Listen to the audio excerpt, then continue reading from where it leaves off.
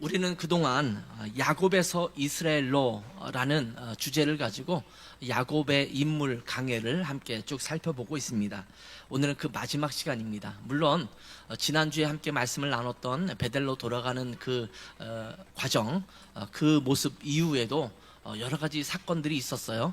그럼에도 불구하고 계속 이 시리즈를 너무 길게 끌면 안 되겠다라는 생각이 들어서 이제 마무리하는 시간을 오늘 가지려고 합니다.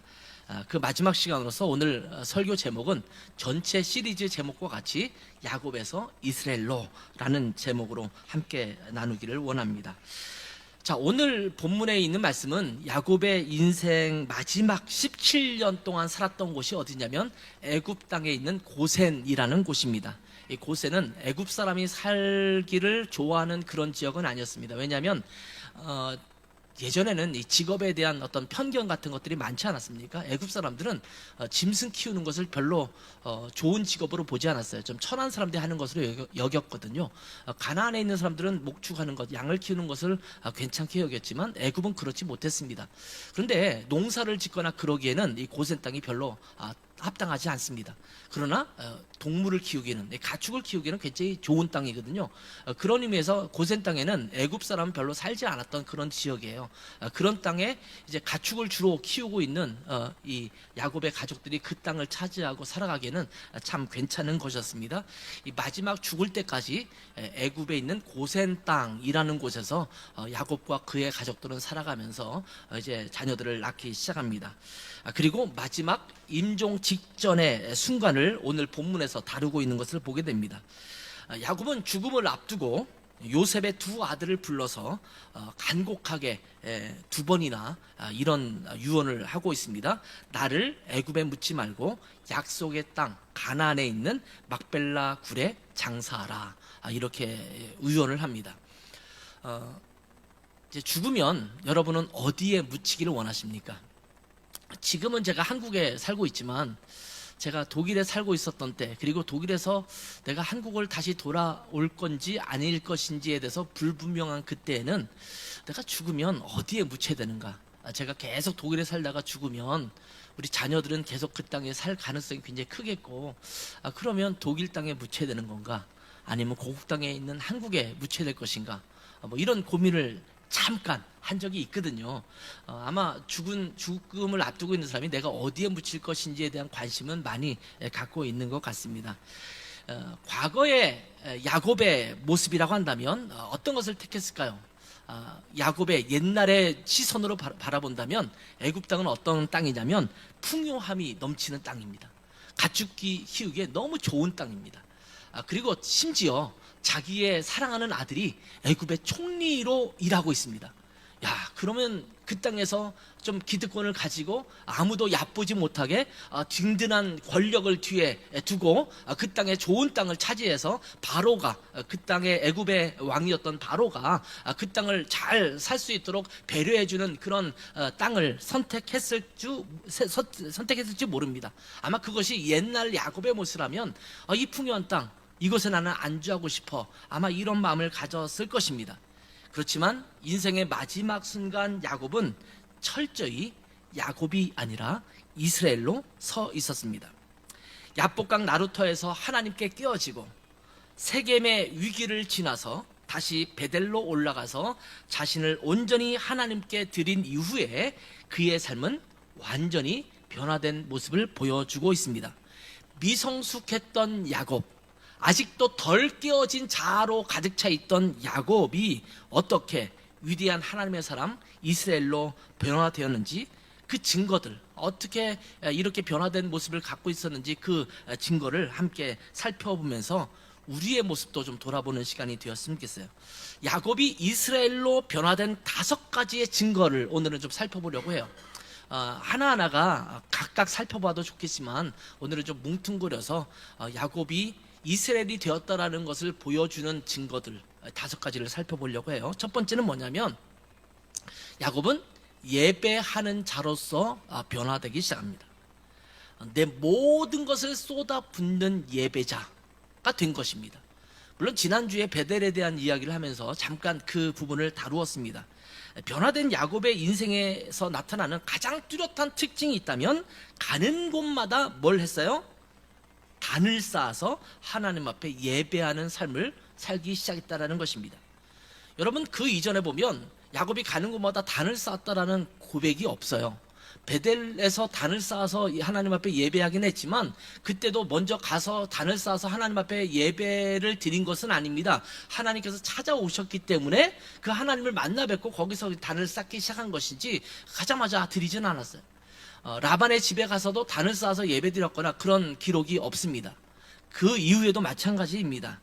그런데 이 세겜으로 돌아갔을 때 거기서 제단을 쌓고 그 이름을 엘로헤 이스라엘이라는 이름을 붙입니다. 하나님, 이스라엘의 하나님이라는 이름을 붙이면서 하나님 앞에 세겜에서 단을 쌓아서 예배를 드렸습니다. 베델에 가서는 돌기둥을 세우고 그 위에 전제물을 부어서 예배합니다. 지난주도 함께 살펴봤지만 창세기 15장 14절에 보면 야곱이 하나님이 자기와 말씀하시던 곳에 기둥 곧 돌기둥을 세우고 그 위에 뭘 부었다고요? 전제물을 부어서 그 위에 기름을 부었다, 이렇게 말씀하고 있어요. 지난주에 잠깐 언급했습니다만 전제물은 무엇이냐면 보통은 제물을 드려요. 양이나 염소나 소나 이런 것으로 제물로 드린 다음에 맨 마지막 부분에 거기에 기름을 붓고 포도주를 붓는 제사를, 그런 제사의 형태를 전제라고 해요. 전제물, 거기에 포도주나 기름을 부었다라는 것입니다. 이 포도주와 기름을 붓는 것은 지난주에 뭐라고 말씀드렸어요? 어떤 의미라고 그랬어요? 나 자신을 온전히 하나님 앞에 내어드린다, 나를 쏟아놓는다 라는 의미를 갖고 있다라고 말씀드렸어요. 자기 자신의 욕망과 생명, 모든 것을 하나님께 쏟아붓는 자기 부인의 예배, 이것이 전제물이에요. 하나님 앞에 내가 당당히 서는 것은 예배가 아닙니다. 하나님, 저는 부족한 자입니다. 하나님 앞에 연약한 자입니다. 이런 모습으로 주님 앞에 서는 것입니다.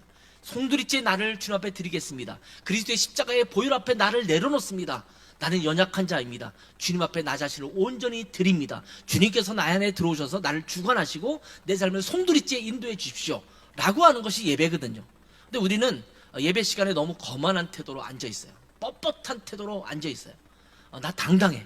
하나님 앞에 부끄러운 모습을 보이지 않습니다. 정말 우리의 삶을 돌아보면 부끄러운 삶이 많지 않습니까? 뭐 어떤 분들은 이렇게 생각할지 모르겠어요. 나 부끄러운 일을 한 적이 없는데요.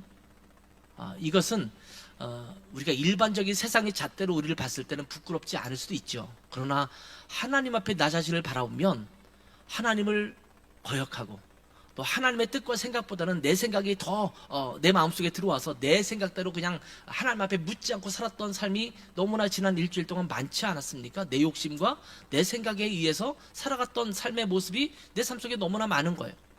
아까 신문 목사님께서 기도할 때 나의 교만함과 이런 것들을 기도하라고 했을 때 주님 앞에 무릎 꿇어 기도할 때 그런 마음이 들었어요. 하나님, 내 생각과 내 욕심대로 하나님 앞에 묻지 않고 살았던 우리의 모습, 그 모습이 우리 가운데 있는 것을 고백합니다. 그것을 주님 앞에 부끄럽게 생각하고 주님 앞에 우리 자신을 내려놓기를 원합니다. 그리스도의 보혈로 우리를 깨끗하게 하시고 맑게 씻겨주시고 그리스도 안에서 내 자신이 온전히 주님 앞에 드려지는 복된 삶이 또한 예배가 되게 없어서 이런 기도를 드렸거든요. 그 이전에는 자기 자신의 이득을 위해서 하나님을 찾았던 야곱이었습니다. 그런데 이제는 하나님을 위해서 내 모든 것을 쏟아붓는 참된 예배자가 된 것입니다. 우리는 똑같이 예배자로 이 자리에 앉아 있을 수 있어요. 예전이나 지금이나 똑같이 예배자로 서 있죠. 근데 예전에는 좀 덜 성숙했던 때는 예배를 드리면서 어떤 생각을 갖고 앉았냐면 오늘 내가 무슨 은혜를 받을까에 집중해서 예배 드립니다. 오늘 말씀이 나에게 정말 도전이 되고 좀 좋았으면 오늘 예배 너무 좋았다. 우리 교회는 성가대도 없지만 성가대 또는 찬양팀이 너무 좋은 찬양으로 인도해서 내 마음이 좀 감동을 받았다 그러면 오늘 너무 좋은 예배였고 은혜로운 예배였다, 이렇게 판단을 해요. 내 초점이 나에게 맞춰져 있습니다. 그런 예배자로 섰던 우리의 모습 아닙니까? 내 유익을 위해서 우리가 하나님 앞에 예배한 거예요.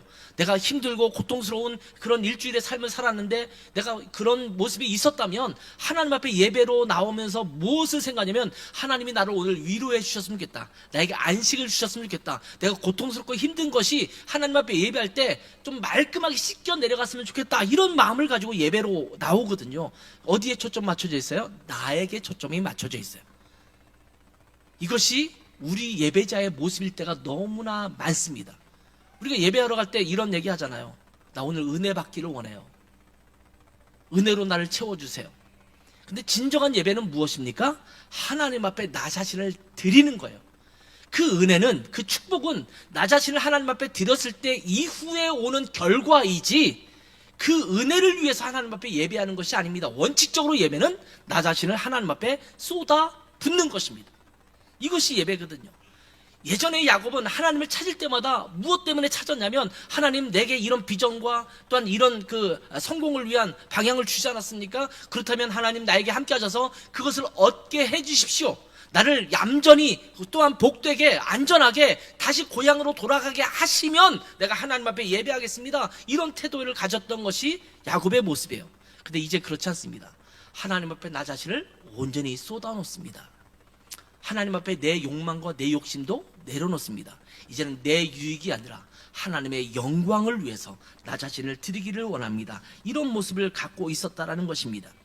오늘 본문 47장 31절에도 보면 야곱은 죽음을 앞둔 이 노구를 이끌고 정말 늙은 몸이니까 피곤하지 않습니까? 움직이는 것 자체가 힘들지 않습니까? 그런데 뭐라고 기록되어 있어요?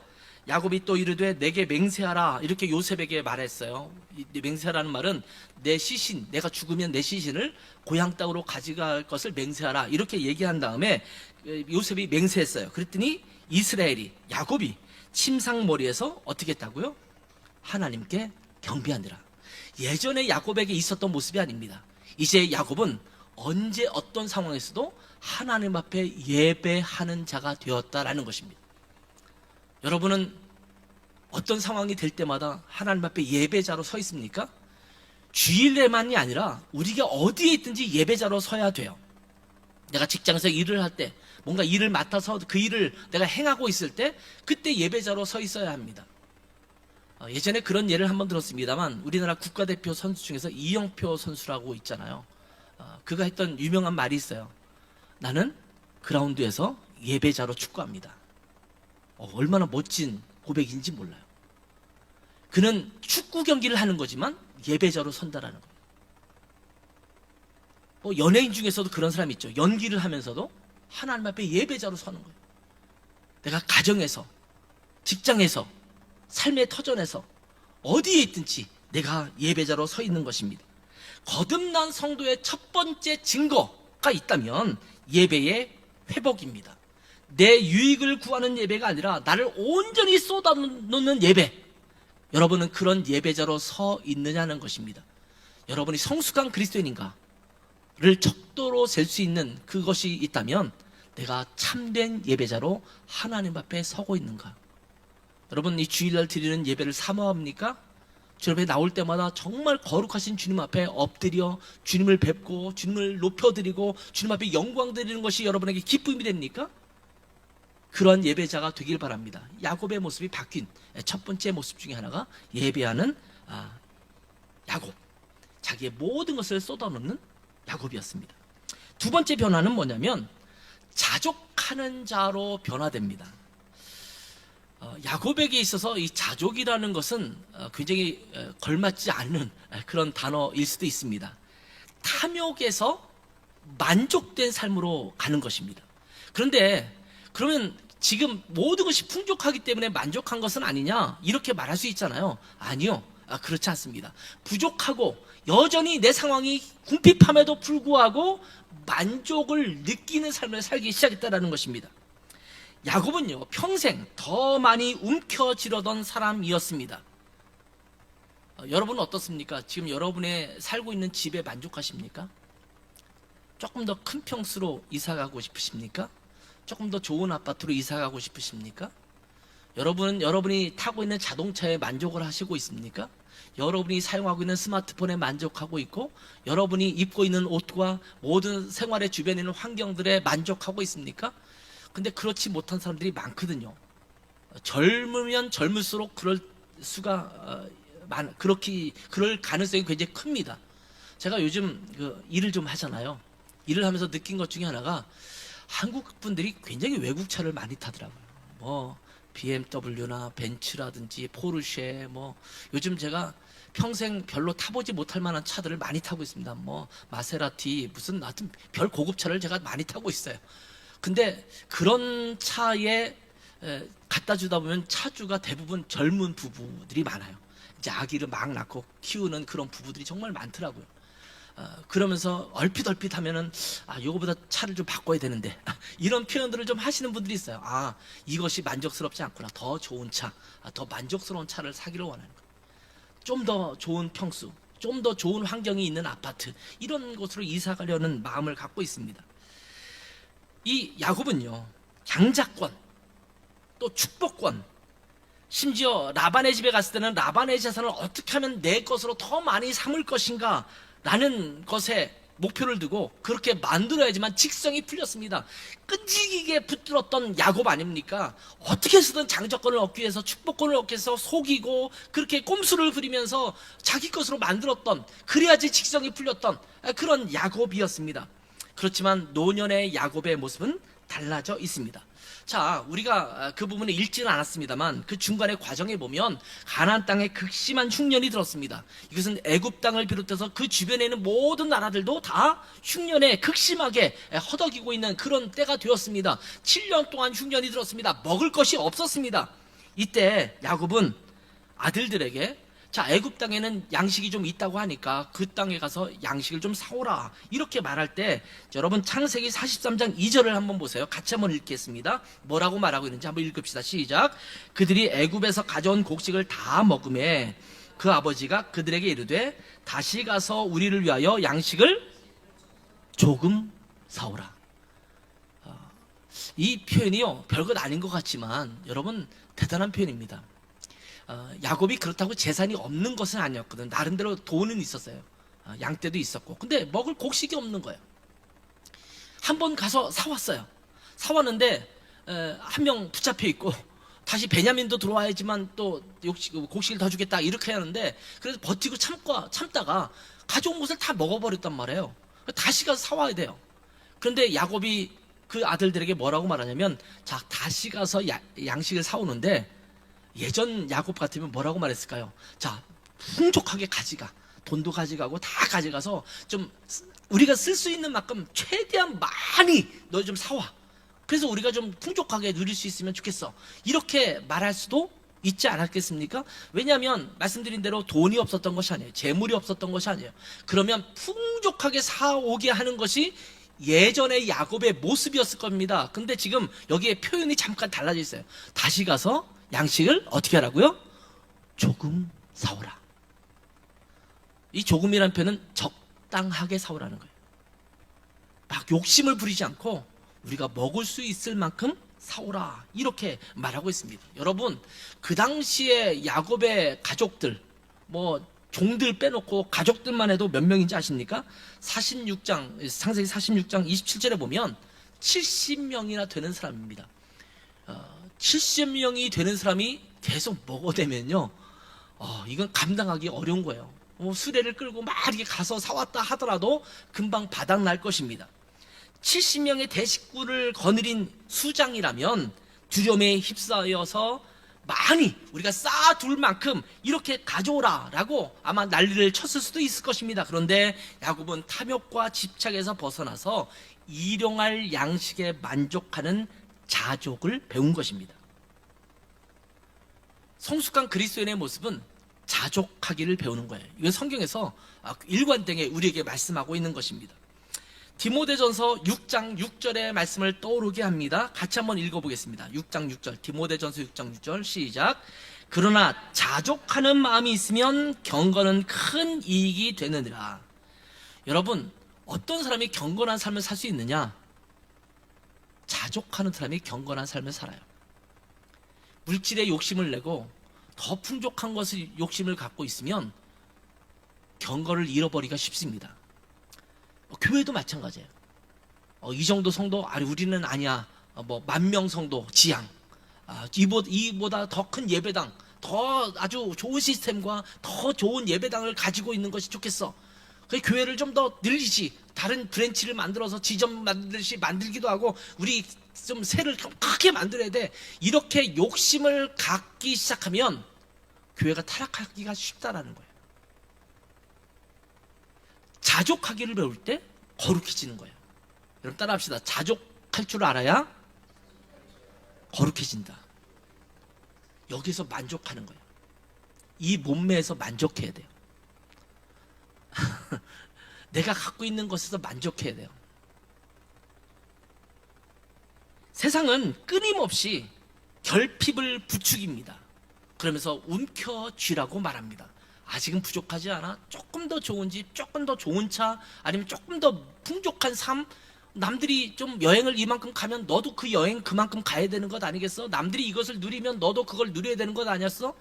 다른 사람이 이런 가방을 들면 너도 그런 가방 좀 들고 너 이거 그렇게 살아야지. 이게 폼나는 삶 아니야. 세상은 그렇게 우리에게 이야기합니다. 그러나 주님을 만난 사람은 내게 주신 것에 만족하는 자족의 비결을 배운 사람들입니다. 따라서 합시다. 자족하며 삽시다. 예. 내게 있는 것을 자족할 줄 알아야 돼요. 심지어 내게 건강에 문제가 있어도 때로는 자족할 줄 알아야 됩니다. 사도 바울은요, 이게 안질인지 간질인지 명확하지 않다라고 말은 하지만 자기에게 가시와 같은 그런 문제가 있었어요. 하나님 앞에 구합니다. 하나님, 내게 좀 이 질병을 고쳐주십시오. 내가 복음을 전하는 삶이 살고 있는데 이것 때문에 때로는 방해받을 수 있지 않겠습니까? 그때 주님께서 하시는 말씀이 뭐예요? 내 은혜가 내게 족하다. 그 이후로 바울은 만족하며 사는 거예요. 자족하기를 배웠어요. 아, 그렇습니까? 그렇다면 내게 있는 이 질병도 내가 만족하며 살겠습니다.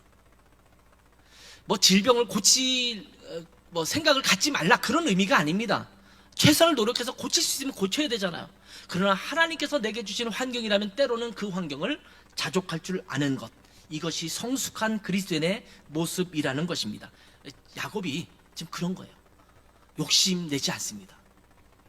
세 번째 야곱의 변화는 뭐냐면 하나님만을 신뢰하는 자로 변화됩니다. 자기가 생각했던 것, 자기가 꿈꿔왔던 것, 자기가 좀 가지려고 했던 것, 이것을 계속해서 움켜쥐는 것이 아니라 하나님이 하시겠지라는 마음을 갖기 시작한 거예요. 자, 제가 거기다 포기가 아니라 맡김으로라는 표현을 썼어요. 자, 애굽의 총리 요셉이죠. 아마 아직 요셉이 총리인 걸 몰랐던 그 시절에 뭐라고 말했습니까? 형제들에게 베냐민을 데리고 오면 너희가 첩자가 아닌 것을 내가 알고 곡식을 주겠다, 이렇게 말씀하지 않았습니까? 그래서 사실은 상당한 기간 동안 다시 애굽으로 가지 않습니다. 왜냐하면 베냐민을 데리고 가야 되기 때문에. 그러면 이 야곱이 이것을 원하지 않거든요. 자기가 정말 사랑했던 아내 라헬에게 첫 번째 태어난 마치 장자처럼 자기가 여기고 있는 요셉이 지금 어디론가 없어졌어요. 행불돼요. 행방불명이 된 거예요. 죽었다고 생각하는 거잖아요. 근데 이제 남은 것이 베냐민 아닙니까? 근데 베냐민을 데려오라고 하니까, 야, 내 사랑하는 아내 라헬의 두 아들이 있었는데 하나는 없어졌고 하나만 남았는데 이 베냐민까지 데려가면 나는 내 인생에 낙이 없어, 이렇게 그가 고백하거든요. 그런데 그때 야곱은 인생에서 가장 소중한 것을 내려놓는 결단을 합니다. 아마 그 시점에 있어서 야곱에게 무엇이 가장 소중한 것이었을까? 어쩌면 베냐민이었을 거예요.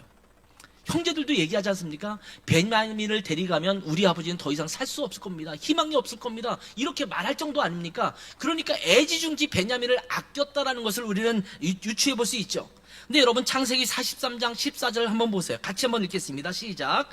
전능하신 하나님께서 그 사람 앞에서 너희에게 은혜를 베푸사 그 사람으로 너희 다른 형제와 베냐민을 돌려보내게 하시기를 원하노라.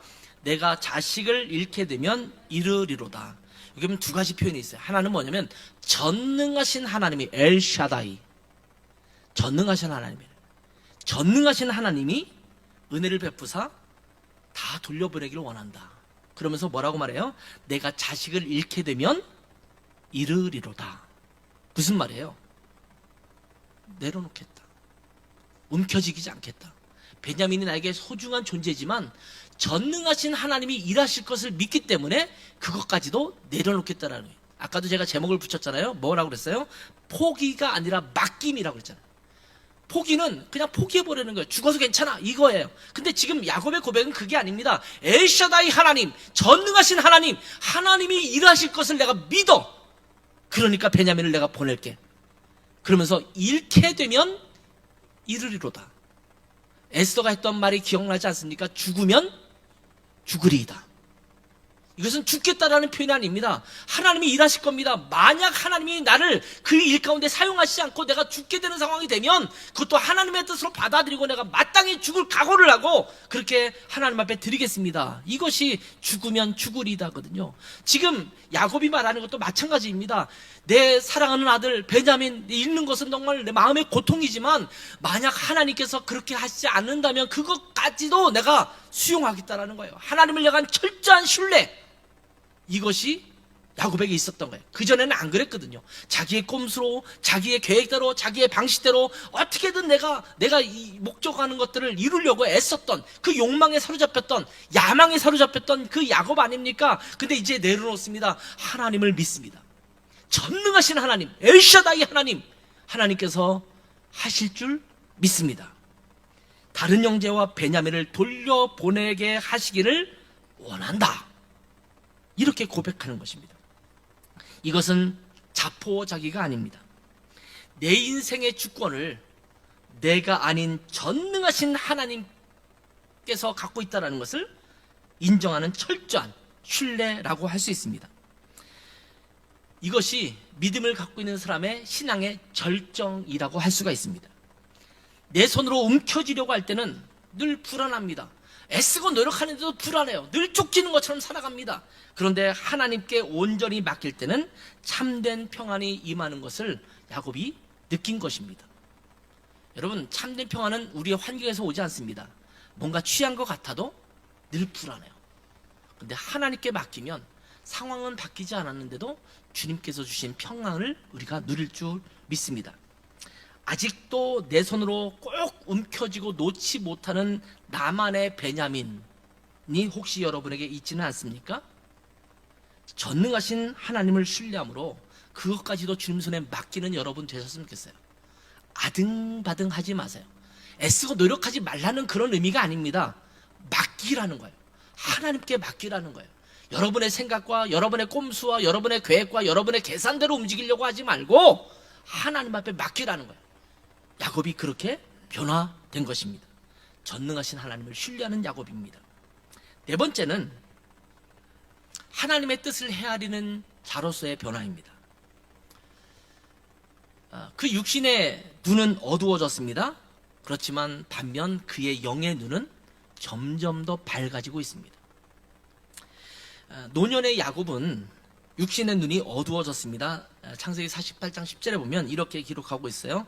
이스라엘의 눈이 나이로 말미암아 어두워져 보지 못하더라. 나이가 들면 우리의 육신은 노쇠해질 수밖에 없잖아요. 여러분은 눈이 아직도 좋으십니까? 저는 비교적 눈이 좋은 편이긴 해요. 저 뒤에 있는 글자부터 시작해서 다 잘 보여요. 잘 보이는데 이 앞에 있는 가까운 글자가 안 보여서 돋보기를 껴야 되는 노안이라고 하죠. 눈이 어두워졌어요. 근데 아마 지금 야곱의 눈은 그 정도가 아니라 점점 더 어두워져서 앞에 있는 사람도 잘 분간하지 못하는 상황이 된 것 같아요. 왜냐하면 요셉이 두 아들을 데리고 와서 안수기도를 축복기도를 받으려고 할 때 손을 엇갈려서 하지 않습니까? 그때 지금 그 요셉이 뭐라고 말합니까? 바뀌었습니다. 이게 아닙니다. 이렇게 말하잖아요. 그 정도로 앞을 잘 못 볼 수도 있다라는 것을 요셉이 안 것 아니겠습니까? 그 정도로 눈이 안 좋았던 것입니다. 자, 과거에도 보면 이 야곱의 아버지 이삭도 눈이 어두워서 야곱에게 속아서 야곱을 축복했던 그런 일이 있지 않습니까? 근데 야곱은 달랐어요.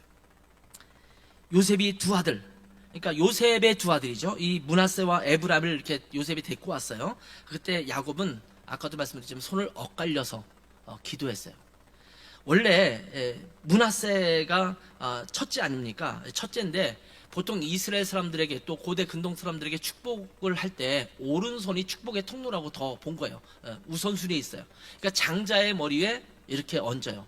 차자의 머리에 왼손을 얹고 이렇게 기도해. 두 명이 있을 때는.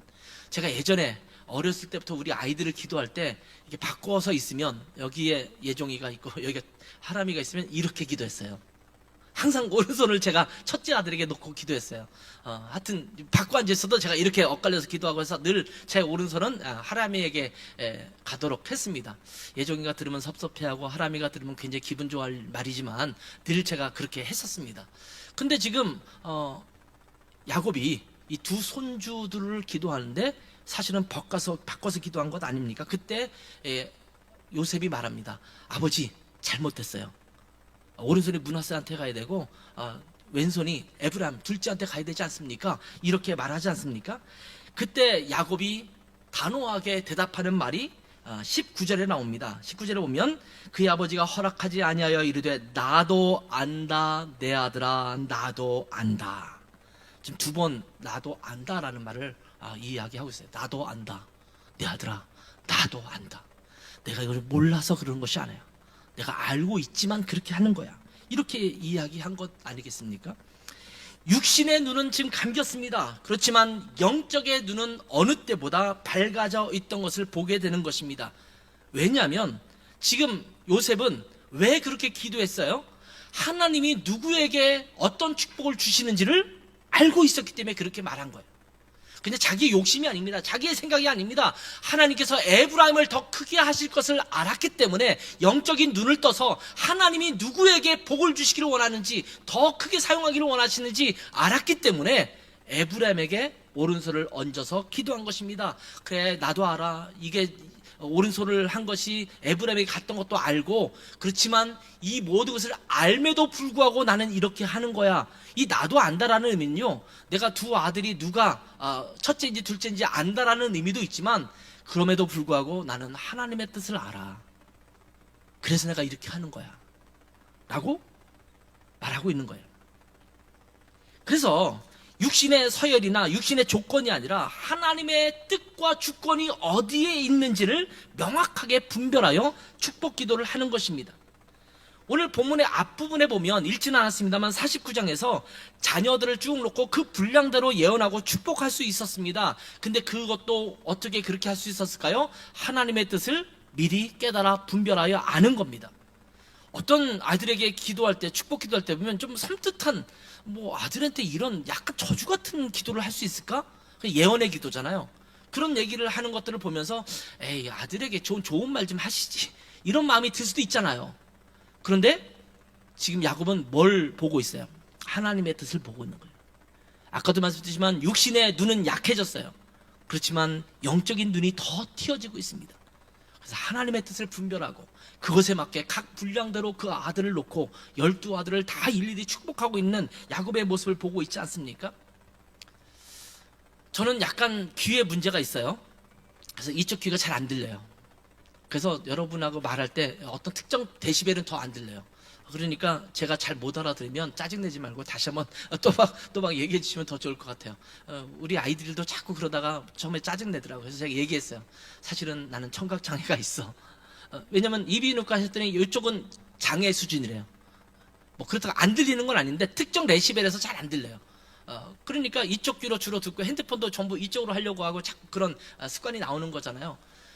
근데 귀가 안 들릴 수 있지만 또 눈이 안 보일 수 있지만 하나님의 말씀을 들을 줄 알아야 되고 하나님의 뜻을 볼 줄 알아야 합니다.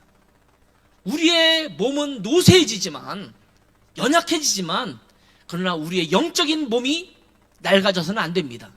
내 육신은 나날이 노쇠해지고 연약해지지만 내 몸, 내 영혼이 영적인 몸이 점점 더 성장할 수 있는 축복과 은혜가 여러분 가운데 있기를 바랍니다. 여러분의 영적인 안목은 어떻습니까? 육신의 안목에 갇혀서 하나님의 뜻을 거스르고 있지는 않습니까? 나이가 들수록 신앙의 연수가 더해질수록 영의 눈이 밝아지는 우리 모든 성도들이 되기를 바랍니다. 마지막 5번째 이 야곱의 변화된 모습이 무엇이냐면 축복하는 자로서의 변화됩니다.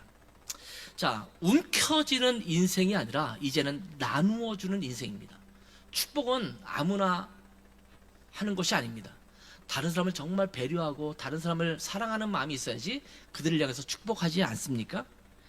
야곱의 인생의 전반전은요, 타인의 것을 빼앗고 가로채는 삶을 살았습니다.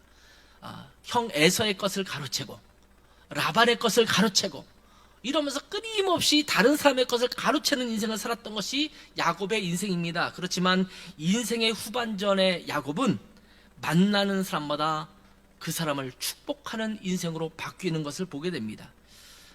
여러분, 오늘 본문 전후반을 보면 야곱이 애굽으로 가지 않습니까? 그리고 총리 대신이기 때문에, 아들이 총리 대신이니까 자기 아버지를 바로에게, 파라오죠, 애굽의 왕에게 가서 알현을 시키죠. 사실은 그 당시 아무나 파라오를 만날 수 있는 것은 아니거든요. 고대 근동 지역, 이 시대에는요, 그 지역의 최고의 강국이 어디냐면 이집트입니다. 애굽입니다. 그러니까 그 파라오 앞에 함부로 나갈 수 있는 존재가 아니거든요. 근데 아들을 잘 둔 덕에 이제 파라오 앞에 나아갑니다. 그러면 일반적으로 어떻게 하는 것이 정상이겠습니까? 거기에 납작 엎드려서 내가 존귀하신 파라오의 영안을 봅니다, 이러면서 거기에 엎드려서 아마 절해야 되지 않을까 하는 생각이 들어요. 아마 겉으로는 그렇게 했었을 것이라는 생각이 들어요. 특별히 이방 사람이잖아요. 애굽 사람이 아니라 이방 사람이에요. 이방 사람인데 어떤 이방 사람이냐면 나라도 민족도 불분명한 사람입니다. 거기서 히브리 사람이라는 말이 나온 거거든요. 히브리가 무슨 뜻이냐면 강 건너온 사람들이에요. 강 건너온 사람들. 제가 그래서 탈북해서 두만강, 압록강을 건너온 사람들은 히브리 사람이다 이렇게 표현하기도 하는데, 강 건너온 사람들, 멀리서 딴 지역에서 온 사람들이라는 의미가 히브리라는 의미이거든요. 근데 나라와 민족이 없어요. 지금 아브람과 이삭과 야곱으로 이어지긴 합니다만 그것이 큰 민족을 이룬 것은 아니거든요. 아직도 그냥 한 가문에 불과해요. 그러니까 근거 없는, 어디서 감히 파라오 앞에 나올 수도 없는 그런 무지랭이 같은 사람이 지금 온 것 아니겠습니까? 비록 총리의 아버지이긴 하지만 민족과 그 출처를 보면 별로 보잘것없는 그런 야곱의 모습이었습니다. 그러니까 이제 갓 애굽으로 이민 온 초라한 노인에 불과했던 야곱 아닙니까? 그런데 오늘 본문의 말씀 47장 7절에 보면 요셉이 자기 아버지 야곱을 인도하여 바로 앞에 서게 하니 어떻게 했어요? 야곱이 바로에게 뭐 했다고요? 축복했다. 축복은 일반적으로 윗사람이 아랫사람들에게 해주는 거예요. 아랫사람이 와가지고 당신을 축복합니다 이렇게 말하면 저 건방진 것이 이렇게 나올 수 있는 그 일반적인 사회적인 모습이 그렇습니다. 그런데 이 애굽의 왕 파라오 앞에서 당당하게 그를 축복하는 야곱의 모습을 볼 수 있습니다. 그 당시에 그 지역의 전 지역을 호령하는 그런 파라오였습니다. 그런데 영적으로는 야곱이 하나님의 복을 흘려보내는 거부와도 같은 그런 자였습니다. 움켜쥐던 야곱에서 이제는 복을 나누어 주는 진짜 이스라엘이 된 것입니다. 이스라엘의 의미가 뭐라고 그랬어요? 하나님의 통치를 받아서 하나님의 통치가 세상에 임하게 하는 자. 그러니까 사실은 축복의 통로예요. 이스라엘이라는 이름은 문자적으로는 다른 여러 가지 해석을 할 수 있지만 결과적으로 보면 세상을 향한 축복의 통로가 이스라엘입니다. 그래서 이스라엘 중에서 예수 그리스도가 나게 하시고 온 세상이 복받게 하는 것 아니겠습니까? 아브라함에게 주신 축복이 그것 아니겠습니까? 진짜 이스라엘이 된 겁니다. 하나님의 통치를 받는 야곱이 당당하게 그 파라오 앞에서 내가 당신을 축복합니다, 전능하신 하나님을 믿는 내가 당신을 축복합니다, 이렇게 이야기하고 있는 것입니다. 그 당시에 야곱의 육신은 노쇠해서 매우 약한 자였습니다. 그런데 더 시간이 지나면서 더욱 노쇠하고 침상에 누워져 있는 그런 상태가 되기도 하지 않았습니까? 그런데 영적으로는 가장 위대했던 이스라엘이었습니다.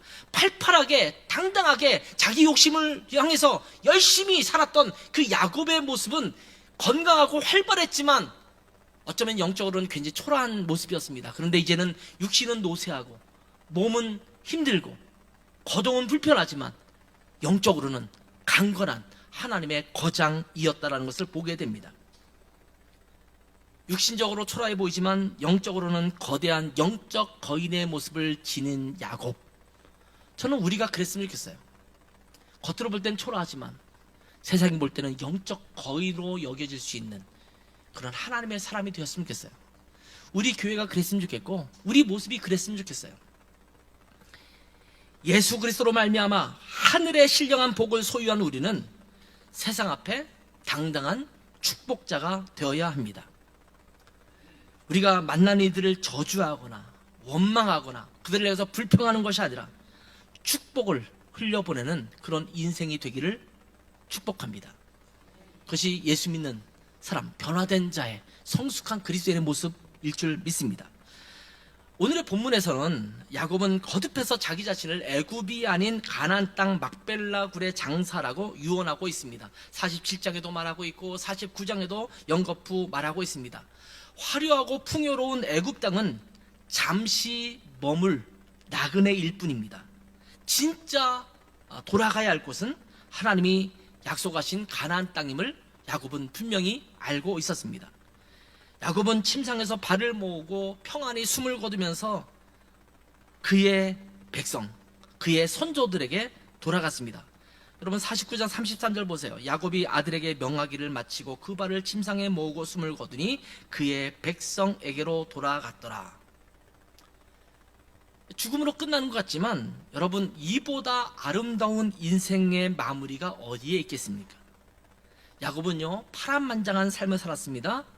자기 자신의 야망과 욕망을 성취하기 위해서 수단과 방법을 가리지 않고 살았다가 결국은 많은 시련을 겪었던 그런 삶을 살아왔던 야곱이었습니다. 그렇지만 이제는 정신 차린 야곱 아닙니까?